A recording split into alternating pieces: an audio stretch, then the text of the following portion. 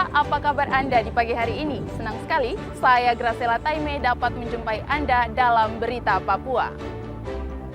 Sejumlah berita menarik dan teraktual telah berhasil dirangkum tim redaksi kami. Berikut 3 berita utama hari ini.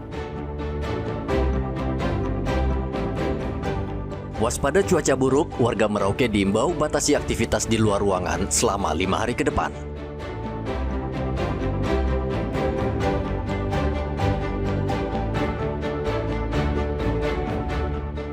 Tanaman cabai diserang hama, harga cabai turun karena petani panen lebih awal.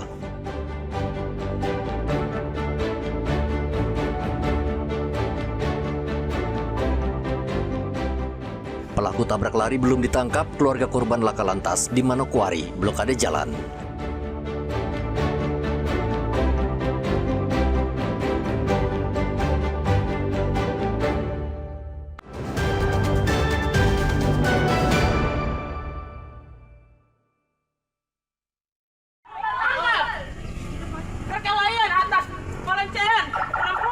Pengadilan Negeri Merauke menggelar simulasi penanganan aksi unjuk rasa di halaman kantor pengadilan pada hari Senin.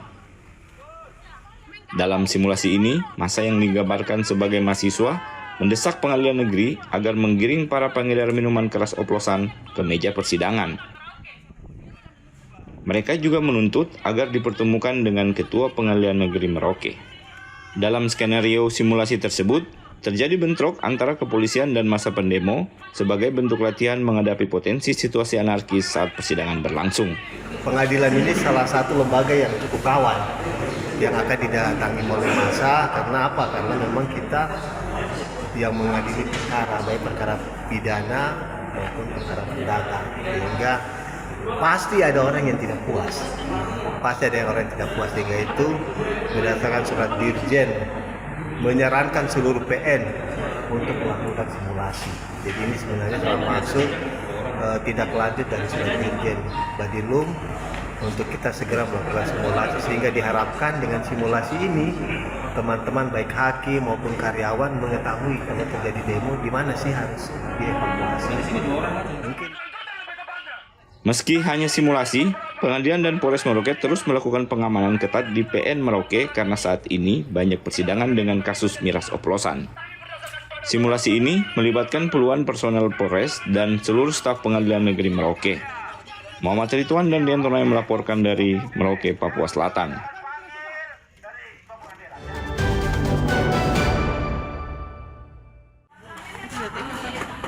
Kasus perundungan atau bullying yang kini marak terjadi di berbagai daerah di Indonesia menjadi perhatian serius dunia pendidikan di Merauke.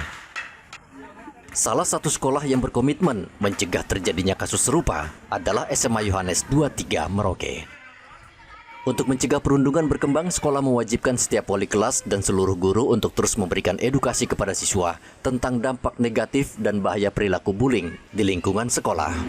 Untuk di SMA John ini, untuk kami menghindari itu dengan cara ya berikan siswa itu kembalikan kepada setiap wali kelas atau setiap walinya atau setiap wali untuk memberikan bimbingan, pendampingan selalu dengan siswa kami di sekolah kami. Sejauh ini sudah pernah ada kejadian seperti pembulian untuk teman-teman sekolah? Belum pernah. Belum pernah ya? Belum pernah sama sekali, Bapak. Sementara itu, sejumlah siswa di sekolah ini bertekad menjaga lingkungan sekolah mereka tetap aman dan bebas dari perundungan. Bully itu seperti tindakan yang menjatuhkan mental teman melalui tindakan fisik atau verbal.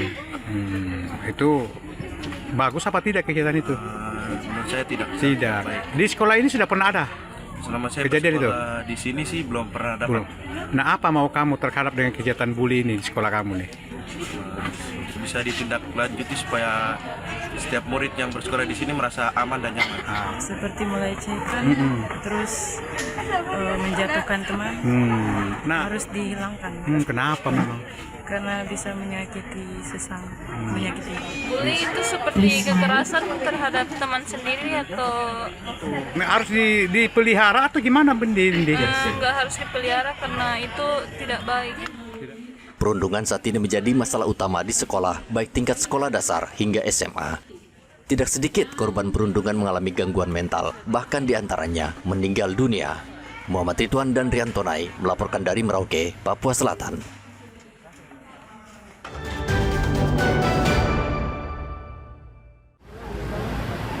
Untuk menyambut perayaan Natal dan Tahun Baru, Pelni Cabang Jayapura memberikan diskon harga tiket kapal kelas ekonomi sebesar 20%.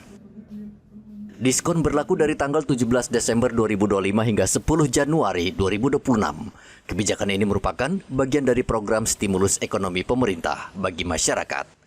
Melalui program tersebut, harga tiket kapal rute Jayapura-Jakarta yang sebelumnya dijual Rp1.234.000 menjadi Rp987.200. Sedangkan rute Jayapura-Serui turun dari Rp231.000 menjadi Rp184.800. Diskon tersebut berlaku untuk seluruh trayek, namun tidak berlaku untuk kapal perintis.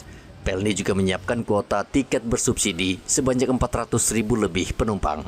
Namun kuota ini terbatas sehingga masyarakat diimbau segera memesan tiket lebih awal. Jadi stimulus itu berlaku mulai tanggal 17 Desember sampai 10 Januari 2026. Nah, nanti untuk stimulus sendiri tiketnya udah bisa dibeli per hari ini. Untuk pembelian tiket udah bisa dibeli per hari ini di loket resmi dan berlaku di semua channel penjualan PT Pelni. Baik itu di Pelni Mobile maupun di travel agent ataupun di loket resmi itu berlaku diskon 20% untuk semua rute. Jadi untuk kuotanya sendiri itu untuk kuotanya 405.000 ya. Ya, betul. Jadi kuotanya 405.000 pax, 405.881 pax untuk kuota tiket yang akan diberikan diskon 20%. Untuk mengantisipasi lonjakan penumpang selama liburan Natal dan Tahun Baru, Pelni Jayapura menyiapkan 6 armada kapal penumpang, yakni KM Sinabung, KM Gunung Dempo, KM Ciremai, KM Dobon Solo, KM Labobar, dan Dorolonda. Pelni meminta masyarakat yang ingin mudik dengan kapal laut agar membeli tiket di loket dan agen resmi atau melalui aplikasi resmi Pelni. Hendra dan Riantonai melaporkan dari Kota Jayapura, Papua.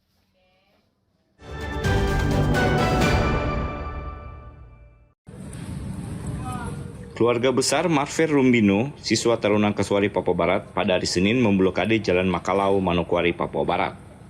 Mereka membakar ban bekas dan menghadang arus lalu lintas untuk mendesak kepolisian segera menangkap pelaku tabrak lari yang menewaskan Marvel. Insiden tragis itu terjadi 2 minggu lalu, tepatnya 10 November 2025 di depan Hotel Mutiara.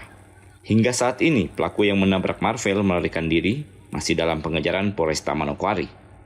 Wakapolresta Manokwari, Kompol Agustina Sineri mengatakan pihaknya menghadapi sejumlah kendala dalam proses pengungkapan kasus ini. Meski begitu, Satlantas Polres Manokwari terus berupaya mengidentifikasi kendaraan dan pelaku yang terlibat. Klimaks dari itu semua pada hari ini mereka melakukan aksi palang untuk menyampaikan apa yang menjadi isi hati mereka kepada kita pihak kepolisian. Tapi kami tetap menanggapi itu dengan baik.